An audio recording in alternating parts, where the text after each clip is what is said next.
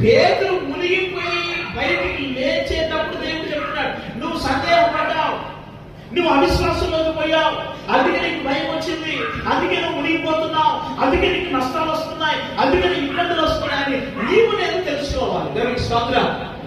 అవిశ్వాసం వస్తే ఏమైపోతావు? భయపడతావు. ఓకేనా? అవిశ్వాసం అంటే ఏంటి? చేస్తాడో చేయడో, దేవుడు ఇస్తాడో ఇయ్యడో, నేను అనుకునే జరుగుతాయో జరగవు, ఇవేంటి ఏంటివి అమ్మమ్మ? ఏంటివి? అవిశ్వాసం. ఎవరు చేయాలనుకుంటున్నావు నువ్వు? ఎవరు చేయాలనుకుంటున్నావు కార్యాలు? ఎవరు చేయాలనుకుంటున్నావు మేలు? ఎవరు నువ్వు అనుకున్నవి జరిగించాలనుకుంటున్నావు? దేవుడే కదా. మరి దేవుడు చేస్తాడో చేయడో అంటే ముందు ఆ ఆలోచన నీకు వస్తే నీకు భయం స్టార్ట్ అవుతుంది. పేతురు కూడా భయపడడానికి గల కారణం ఏంటి? మునిగిపోవడానికి గల కారణం ఏంటి? ఇబ్బంది పడడానికి గల కారణం ఏంటి? ఏమంటున్నాడు అంటే దేవుడు, నువ్వు అవిశ్వాసంగా ఉన్నావు, నువ్వు అల్పవిశ్వాసవి.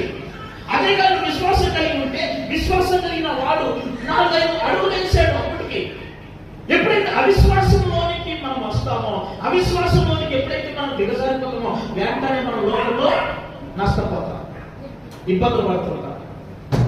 హల్లెలూయా. మనం ఎప్పుడు మునిగిపోతామంటే, ఎప్పుడైతే లోకంలో కలిసిపోతామంటే, ఎప్పుడు మనం ఇబ్బందులు పాలవుతామో, ఎప్పుడు నష్టపోతామంటే, ఒకటే గుర్తు పెట్టుకోండి, మనలో అవిశ్వాసం ఎప్పుడైతే వస్తుందో వెంటనే మనం నష్టపోతాం. నష్టపోయేది ఎప్పుడు? అవిశ్వాసంలో పడిపోయింది. అందుకే దేవుడు ఆత్మవిశ్వాసి ఎందుకు సందేహపడతారు? సందేహాలు వచ్చేవి, భయాలు వచ్చేది ఎప్పుడంటే విశ్వాసంలో నుండి తొలగిపోయినప్పుడు.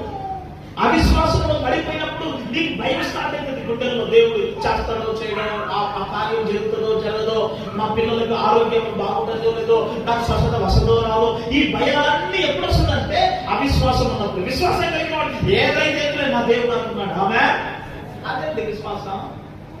ఆ విశ్వాసం ఉండాలా? అవిశ్వాసం ఉండాలా? అవిశ్వాసం అంటే ఏమైపోయా? ఇప్పుడు అవిశ్వాసంలో ఉన్నటువంటి పేతురుకి దేవుని దగ్గరికి మొరపెట్టినప్పుడు, దేవుని ఆశ్రయించినప్పుడు, దేవుడే నన్ను ఇక్కడ నుంచి కాపాడగలడని అనుకున్నప్పుడు ఆ అవిశ్వాసం కాస్త కేకలేసింది, మళ్ళా తిరిగి పోయి పొందుకున్నాడు. హల్లెలూయా. ఇప్పుడు అవిశ్వాసం వచ్చేప్పుడు మునిగిపోయాడు, ఇప్పుడు కేకలేసినప్పుడు ఏమైంది? మునిగిపోవడం కారణం ఏంటో దేవుడు చెబుతున్నాడు. ఆమె నష్టపోవడం గల కారణం ఏంటో దేవుడు చెప్తున్నాడు పేతురుకి. అవునా కదా? మన ఇబ్బంది పడడానికి గల కారణం ఏంటో దేవుడు చెప్తున్నాడు. ఏమని? నువ్వు అవిశ్వాసంగా ఉన్నావు, నువ్వు అల్పవిశ్వాసంగా ఉన్నావు, అందుకే నువ్వు నష్టపోతున్నావు, అందుకే నువ్వు ఇబ్బందులు పడుతున్నావు, అందుకే లోకంలో కలిసిపోతున్నావు. కాబట్టి నువ్వు సందేహపడ్డావు, అందుకే నువ్వు భయపడుతున్నావు. ఈరోజు మీ నా జీవితంలో అవిశ్వాసం అనేది